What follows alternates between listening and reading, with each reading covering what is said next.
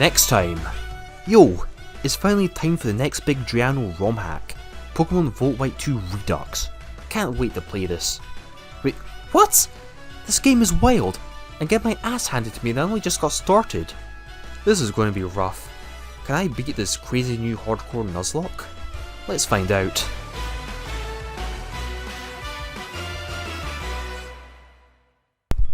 After years of enjoying Drayano ROM hacks, he's finally back to drop us a new game. No, not Sacred Gold Storm Silver Remake. It's time for the newest entrance to the Drayano series, Pokemon Blaze Black and Volt White 2 Redux, and what a game this is. I'll be making an in-depth video essay on the game explaining what it does right, how it stacks up to the other Drayano games, and to talk about in-depth game design and just nuzlocking in general. But this video in particular will be focusing solely on my first hardcore nuzlocke of this game. Well, the first one that got past early game anyways, but I'll be getting into that. To sum up the changes of this game is like Black and White 2, but with many of the features and polish that Renegade Platinum had. With much more difficulty. This game is not easy at all. It's probably one of the hardest ROM hacks I've played. The rules that I used were standard hardcore Nuzlocke rules, however I did make some slight changes because of the difficulty of this game.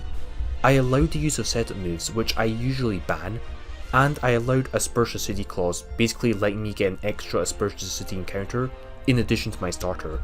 These changes were kind of necessary to make this game playable, though it is technically possible to nuzlocke this game without it, but if you do, good luck because you will need it.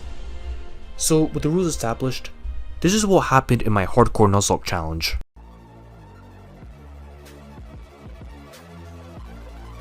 Pull that shit up, Jamie.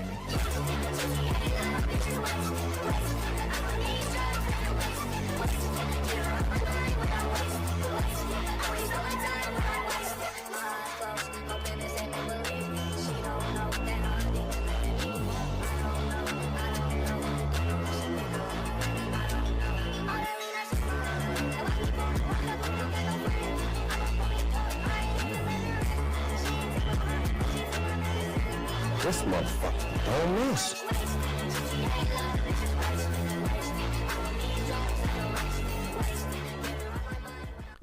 If you like this video, please like, subscribe, comment and all that. Being a small channel on YouTube is really rough as you're essentially doing a full-time job without getting paid. But anyways, begin the run and pick my starter. I save stated a really good Oshawott, which I argue is the best starter, especially for early game. Then go get my encounters, and for Route 19 I would recommend resetting for either Kricketot, Starly or Patrat. They're definitely the best encounters, especially for early game, which is a really big clench. Then after that I can go get my free Gift Monkey, which is a thing in this game, which is also really important, especially Fire Monkey. You will need this. Make sure it's got good IVs too. Next route I encounter is Smoochum, and man, this is such a go-to encounter for early to mid game. If you get this, consider yourself lucky. Then at Flokesi Ranch I get a Poochyena. With its stat buff and Moxie, it could be pretty good, especially with Dark types. Dark types are always nice to have. The final encounter of this split is the free egg that you get given, so make sure that you hatch it at Aspertia Gate so you don't get screwed over for encounter clause. Now the first few fight was really easy. You should not be struggling with this. If you are struggling with this fight, then challenge mode might not be for you, lel. Now it's time for the first in a long line of clench RNG reliant boss fights. This new Plasma double battle, and because you only have 6 months for this, you're going to be limited in your options. There is no great set strategy or guaranteed way to cheese, just try to steer this fight as best you can with what you have. I always lead Oshawott though, as it can definitely take a few hits from the leads and hit back quite hard. Oshawott is a great early game mon as it's got shell armor with good moveset. Fighting type with Detect makes it really good for Berg as well. Shell armor is also just one of the best abilities in the game. I beat this fight with only 2 required critical hit dodges. If you lose a Mon here, I would most likely just reset, because if you're losing a Mon already, then things are only going to get worse from here on out. The good news is that virtually every single trainer is cannon fodder in this game, with some exceptions. So this game is somewhat boss rushy. Now, if you've played the original Blaze Black 2, what was the one thing that everyone complained about in that game? Gym 1, right? What was the one thing this game did not fix? Gym 1. This is pretty baffling.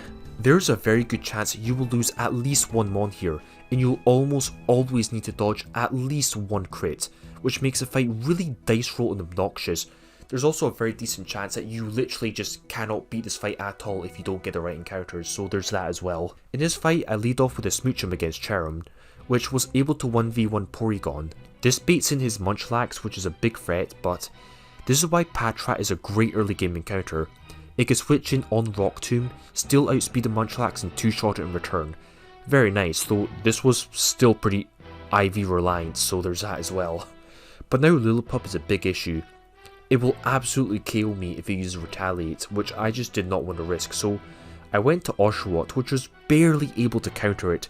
Seriously, getting plus defense nature completely saved my Oshawott. Fire Monkey can somewhat counter Deerling, though even that's not guaranteed. Another big clench right there. Because Oshawott is really beaten down, I no longer have a good counter for Apom and Dodu, so I had no choice but to sack Steel to the Apom. That was the egg that I hatched. Oh well.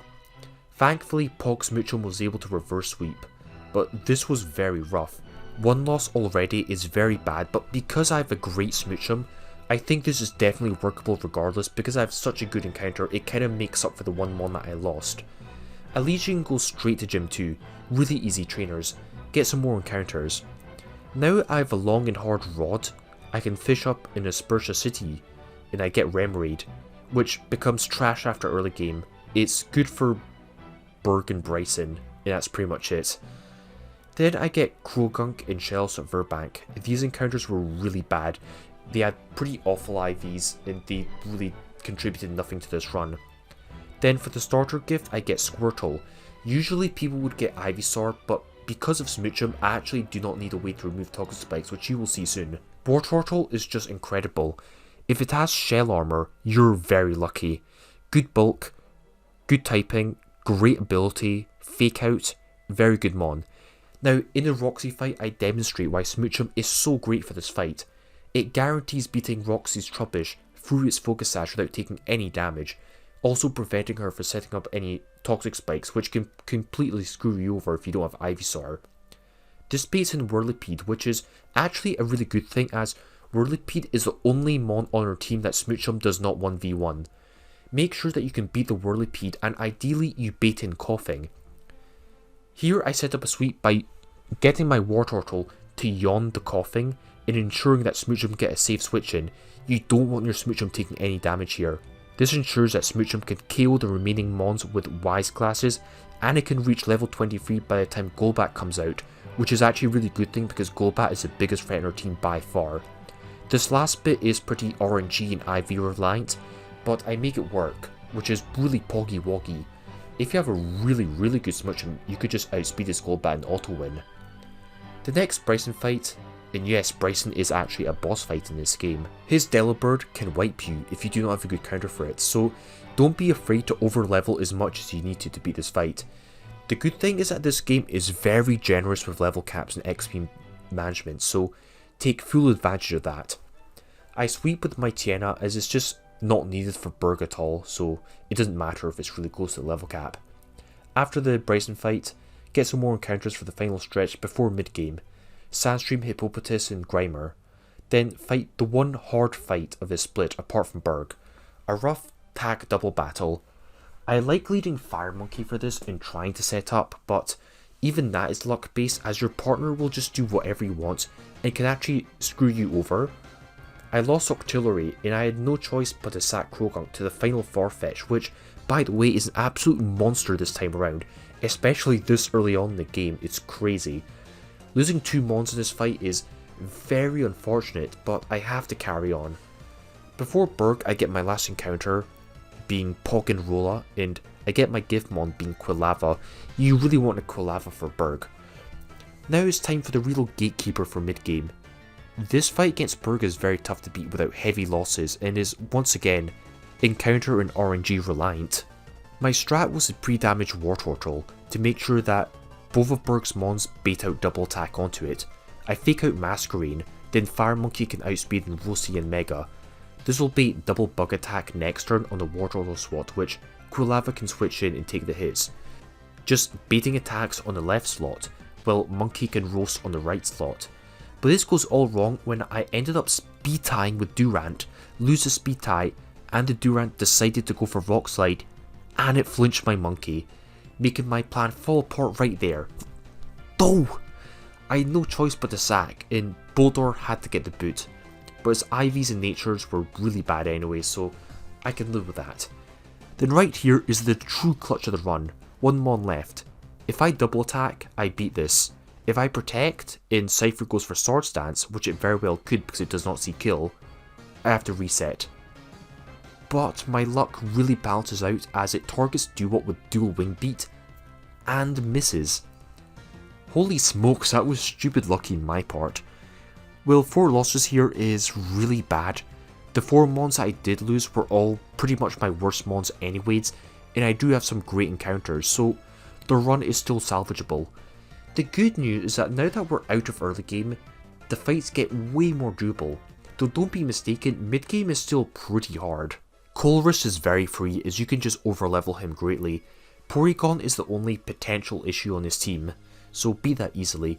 Then there's a Lenora boss fight where you're forced to fight her and her husband Hoss in a double battle, but because my version of the game being version 1.02 is bugged, for some reason I only have to fight Lenora, making it a free fight. Oh baby. I'm not complaining.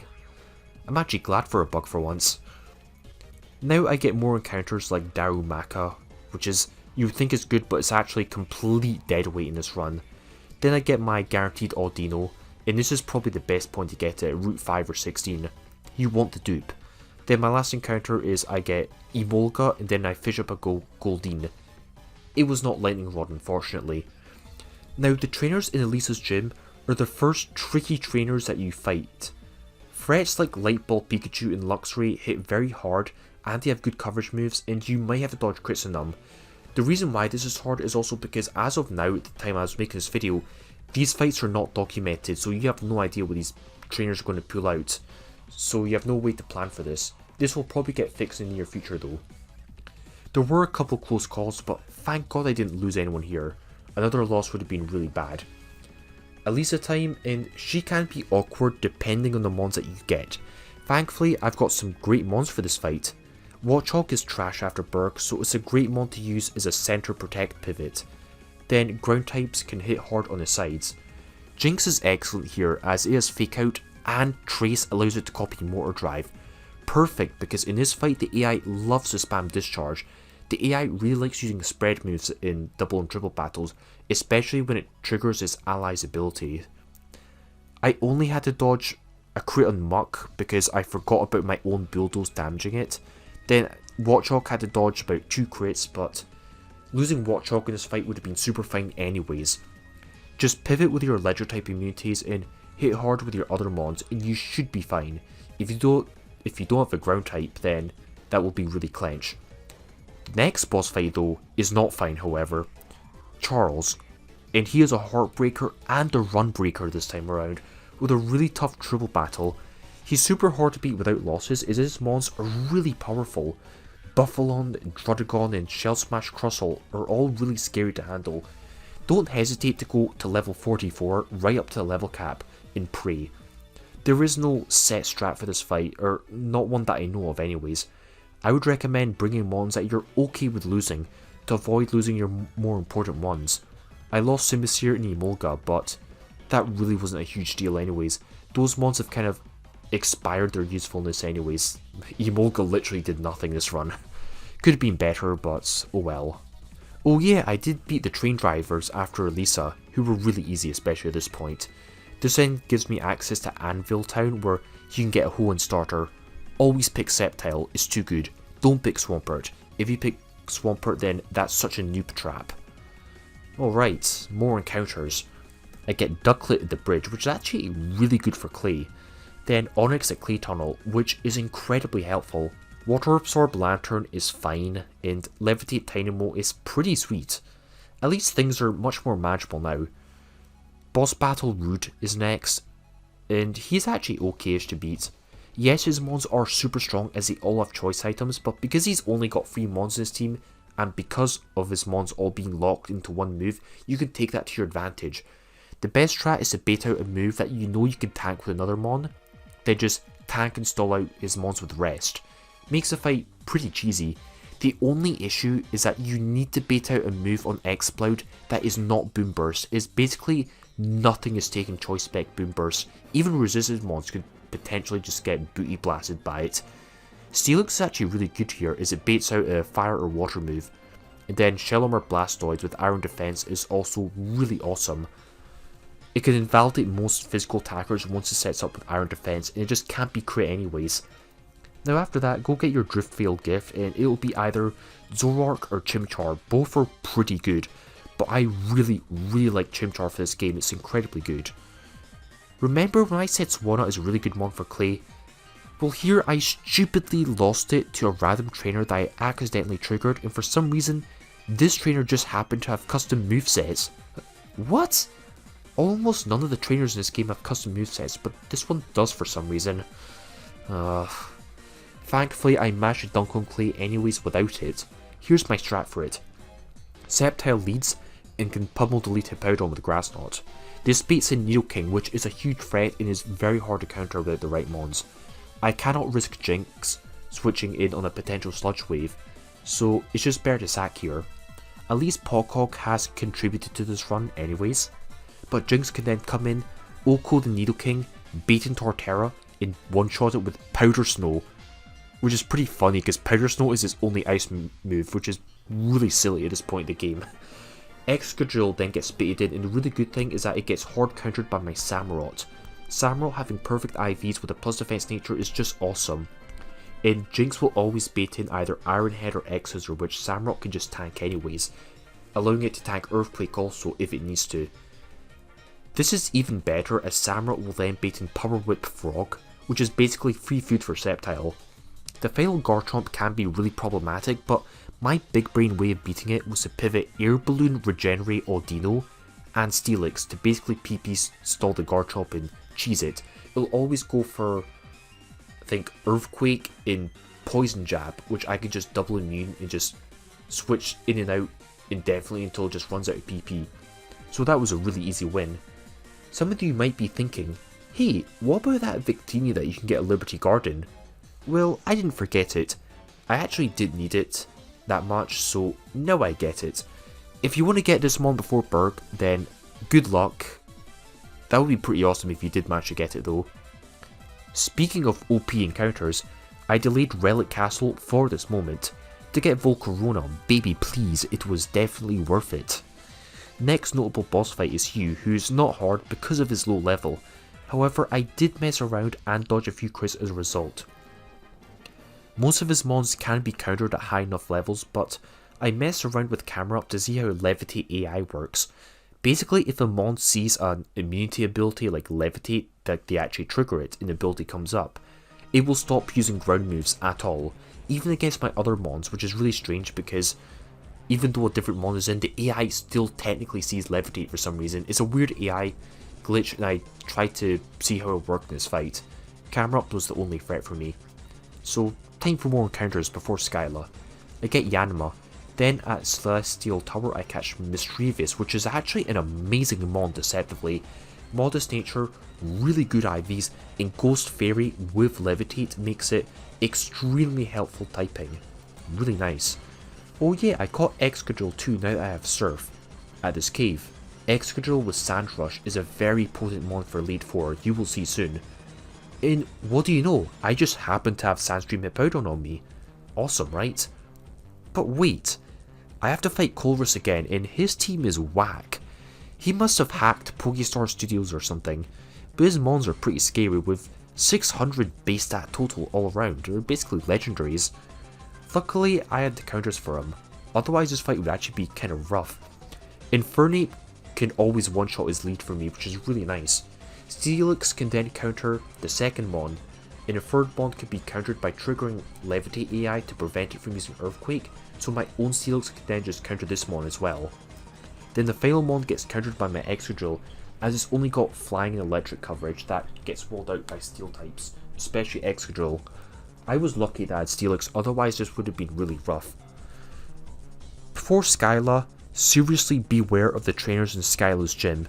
They're hard to beat deathless, especially if you're not prepared, as they have like 4 or 5 threats on their team with pretty good coverage, so be careful and try your best to dodge them.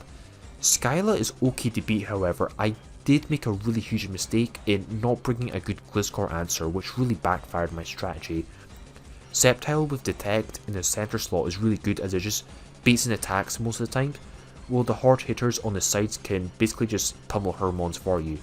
Victini can one-shot Jumpluff and Swanna, but for some reason Jumpluff did not see a kill on my Sceptile and targeted my Victini instead with Hurricane. It did not miss, and it got the confusion, and Victini hit itself. This was really bad. My plan basically backfired as I was forced to dodge a few crits from Pidgeots, and at this rate, I won't be flawless. Honestly, I did rush the planning, which was such a bad move on my part, but Electros did KO enough mons with Discharge to get me the win anyways. But the last threat was the Gliscor, as I just did not have a good way of damaging it, and I had to dodge even more Earthquake crits. I'm really kicking myself over not being prepped for this thing. I had to sack, and this really brought me along a trolley dilemma of who to sack on my team and who to keep. I need Sceptile and Victini, they're kind of non-negotiable mons that I need to keep alive, so I can't sack those. Audino could be really good for Drayden and maybe some other trainers because of its typing, so another mon needs to take the bullet. At least Lantern isn't that needed anymore, maybe for Marlin, but oh well, that's a problem for a later time. I need to get past this fight now. This definitely could have been better, but oh well. At least mid-game split is almost done now. I do get 2 new additions to the team, Spoink, which is mediocre, and Litwick, which is very important. Chandelure is amazing for Elite 4, so you really want this, and make sure you keep it alive until then. You will not regret it, and you will see later on why. Reversal Mountain is the end of the difficulty spike. After this, the game gets way easier again, so I'm almost out of the woods. This time I have to fight Bianca in a double battle, who can be tough, but I've got a good strategy for this actually. Miss Magus on the right slot can one-shot almost everything on her team, apart from, I think, Emboar. So I can just use a pre-damage mon on the other slot to just keep baiting attacks to it and using Detect. Blastoise is really good as it's a bulky mon, it's got Fake Out, and it can outspeed and one-shot Emboar, which hits like a tactical nuke with Fire Gem, Reckless, Flare Blitz. It's the only mon that Miss Magus does not one-shot, so this fight just plays out completely as expected. What was not expected were the trainers in Reversal Mountain, which are tough, and there's no dogs for them, and they're all double or triple battles, so you're pretty much blind at this point. I lost my Electros and Grumpig, which is unfortunate, but not too big of a deal. I also had to dodge a few crits, but at least I'm out of there. After that, I get so many encounters once I reach Undella Town. Before Hugh, you get several mons, most notable was Shelter, because this one had Skill Link with a very certain broken setup move that's totally not abusable in the slightest. And Altaria, which has awesome typing. I love this thing. I'll gloss over the next few fights as it's almost literally identical to the last one. The only reason I struggled and I lost my Mychena in that fight was because I made a horrible misplay and I literally forgot to put TM Rest on Altaria, which was completely on me, so I lost my Mychena, which would have been a really free fight otherwise, but I continue on after that. At Route 12 you get jumped by Benga, more like Benga balls, and are forced to battle with him, who has a demonic team. My strat got completely wrecked as I wanted to do a pre-damaging strat, but he actually forcibly heals you before this fight, so pre-damage strats don't work. I kinda started to panic as I realised that my strat just completely backfired, but in the heat of the moment I actually improvised another strategy to win. Blastoise can PP stall his lead Metagross with Iron Defense and Rest, then go to Miss Magus, set up Nasty Plot, and sweep. Yep, and I'm just getting started with these cheesy win strats. Hey, I struggled my ass through early in mid game, I'm entitled to do some meme sweep strats. I get even more encounters after that anyways. Seriously, the Drayton split gives you like 13 mons, like guaranteed Lapras. I accidentally triggered a Amogus, so I could not get the static version, which is really annoying. I literally got clowned on by the Sussy Shroom. But wait, there's more. Static Rotom in the mall in Cobalion, which I was actually forced to use my Master Ball on because I underestimated its power, but man, it was so worth it anyways. The Drayano trainers were actually really easy because this time these mandatory trainers were documented, so that was really good. Then there's Drayano himself, who got completely bodied by my cloister. Yup, I don't even feel bad about this lel. Marlin split is one of the easiest splits in the game, luckily, so I just go off on Encounter Simulator getting lots of new mons. Most of them would end up being cannon fodder though. Then I fight Marlin. My strat is to have Rotom Wash, spam Thunder with the guaranteed Permarain, while Infernape can use Fake Out, then use Protect, then switch out the turn after, essentially baiting 3 turns worth of attacks in a row, allowing Rotom Wash to just spam Thunder and get some good damage. This works until I realised that I did not have a good way to bait attack on that slot on Ludicolo anymore, so it could very well use Giga Drain on Rotom, and things do get really rough towards the end here. I had to sack 2 mons here, but really I was not too tilted. Rotom Wash and I think Jellicent, which didn't even have Water Absorb. That's kind of unfortunate, but at this point it's just a drop in the bucket. Really, at this point in the game, you can afford to lose some mons. It's not a humongous deal, as long as you're not losing anything that's really important. Just make sure that your Elite 4 worthy mons are still alive. After that, I catch Terrakion, which I barely use surprisingly. You'd think Terrakion would be some really big cheese, but it was whatever. Then go to finish off the Plasma storyline. There's so many battles, but I'll just go over the noteworthy ones. Rude is not an issue, and Colress is such a meme. Literally, I beat him in 2 turns. I KO'd his 6-mon in 2 turns. You cannot make this up. I guess keeping Quilava alive from the Burke fight was worth it for this fight. The only risky battle was against the Rotation Battle Ninja, because of course Gen 5 AI Rotation Battle is on a whole nother level. I'm playing 3D chess and they're playing 4D chess. They just click random buttons, I swear. It's hard to plan for a battle where the AI will just click random moves, so I had to dodge a crit from my Infernape, but at least I got through it in one piece. Now, you would think that the final Getsis fight would be hard, right? Wrong. It was really easy. Cobalion one-tap secure him, and Getsis, I only setup swept half of his team. I was being merciful. I could have setup swept his whole team if I wanted to, but I chose to actually try to fight it virtuously. Volcarona, now as Quiverdas, is an absolute menace to society. The second half of Volk can just sweep the first half of his team, and the second half of his team gets completely trolled anyways without even needing a setup. Sceptile can hard counter his Gyarados as it outspeeds Gyarados even after a Dragon Dance, which is pretty funny. Genesect gets countered by Monkey, and Hydreigon gets booty blasted by Cobalion. Easy fight. This game has become a cakewalk, it seems. Well, about that, just when I thought I was almost done with this run, the difficulty ramps back up to 11 as Victory Road was utterly hellish. The trainers here are really strong, especially because they're completely undocumented, so you have no idea what to prepare for, and to make it worse, I misplayed so much as I was basically trying to speedrun my way to the end of the game, and I stupidly ran into several optionals, which are almost literally boss fights at this point, because I just didn't know where to go to get out of Victory Road. I lost Blastoise, Victini, Seaking, Slowbro, Stormy, Pogmagius getting one-shotted by a Fire Lash from full health from a Heatmore, what the hell? This fight has 8 mons in a double battle, come on, it's 8 versus 6. I didn't even know what these people were packing. And it gets even worse, I accidentally ran into Veteran Hugo, who was a completely optional fight, and I almost literally wiped him. After losing another mon to his Flygon, I literally thought I was going to wipe, so I literally just stopped trying and I just sped up and just threw my mons to die, only to realise, oh wait, Volk can in fact beat this mon. So I basically sacked 3 mons for nothing. Well, that was complete hubris if I've ever seen this. I was so close to rage quitting this run here, and I was seriously tilted at my own stupidity. My misplays are starting to get back to me, and this was such an avoidable casualty, as it was an optional battle, but surely I can still win this. I mean, it would be complete madness to give up when I'm so close to the end, right?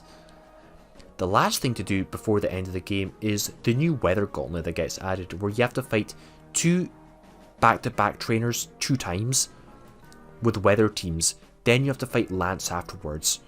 But you know, I'm just going to cheese this fight real quick, screw it. Hail Trainer gets swept by my Volk, simple as that. Sun Trainer gets set up and swept on by my Altaria. This thing is lit, it's pocky walky. Then for the second gauntlet, for the Rain Trainer, I had to beat the Pelipper with a mon that baits out Politoed. This is so once I remove the weather it's gone for good and they can't set it up again. Sack my useless Dustox. I probably should have put this up to the level cap, but I couldn't be bothered. Bait and Focus Blast Politoed, then switch in my Volk. I love how Pogbug is so crazy it can actually counter rain teams by just switching in and using Sunny Day and tanking Hydro Pumps, and then using Giga Drain. You gotta love it. Finally, the Sand Trainer was not so simple. Cobalion was sweeping until I realised that I forgot to put a coverage move on for Nidoking, which is big yikes. I had no choice but to risk crit and Volk, and thank god it pulled through. If I lost it I would have been pretty tilted. But okay, 2 more boss fights to go. Lance, stall out Aerodactyl with Steelix and sweep the Cloyster. Get out of my lobby. And last of all, the final Hue fight. Now this fight should have been a walk in the park, but I stupidly misplayed like an idiot once again as I was just rushing. I was speedrunning, bro. It was just a meme. I expected Sceptile to kill the first 3 mons on this team, and it would have, until I realised mid-fight that Flygon had Focus Sash.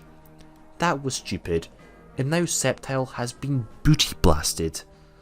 At least Typhlosion can KO 2 mons after this, and Alomomola can counter Camerupt. But wait, I no longer have a good answer for Serperior. Yikes. And to make it worse, Typhlosion got Parahaxed. Yikes. I could wipe here, but Fro stopped me from throwing the run by taking 1 hit and revenge KOing.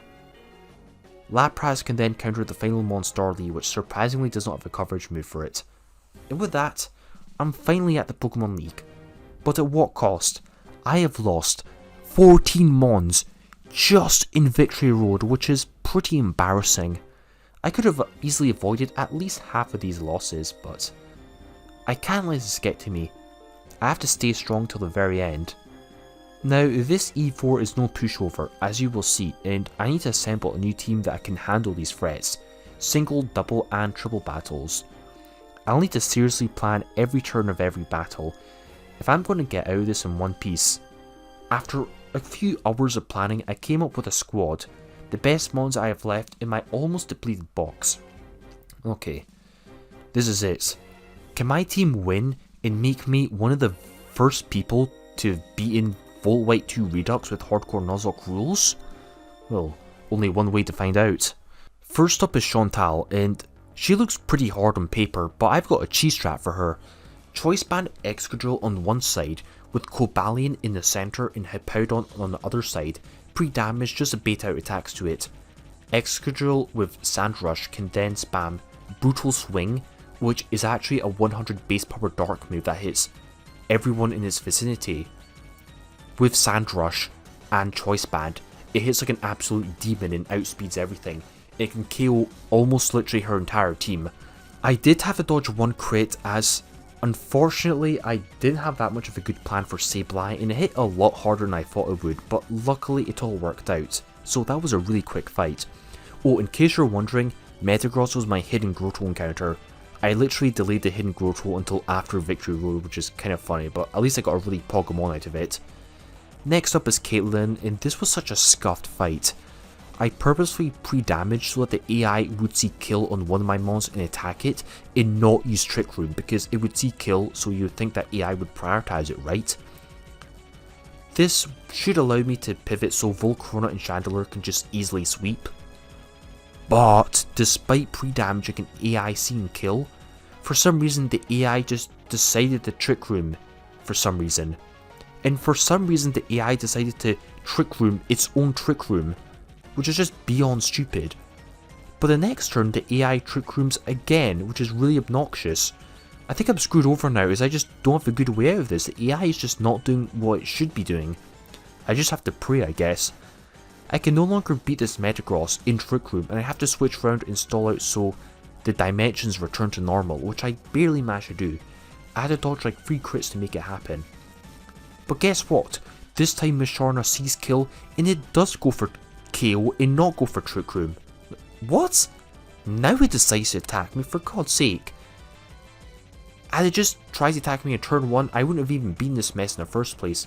I guess the AI in Gen 5 just does whatever it wants to do sometimes.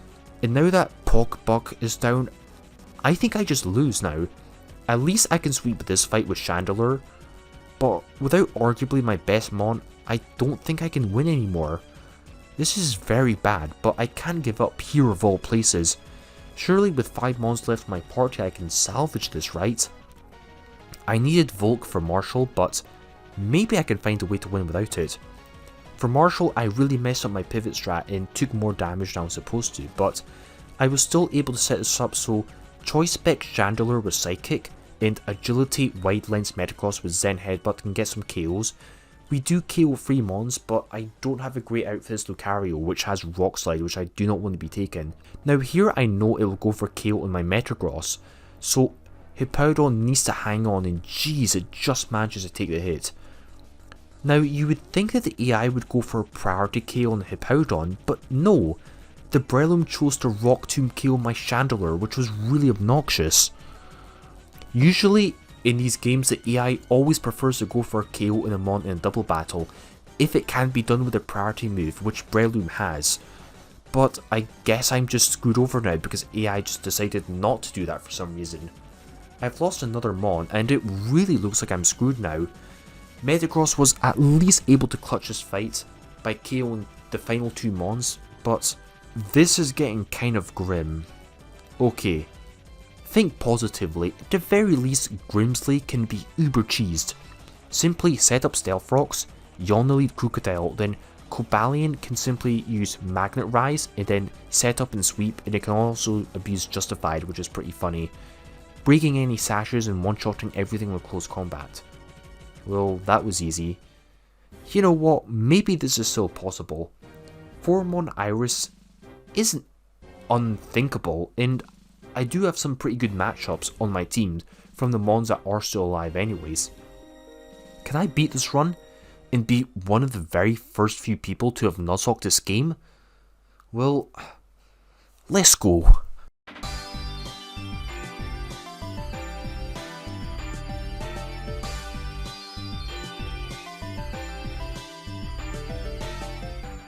So, for the lead, I can only use Metagross as nothing else will work against Iris's Demon Serperior.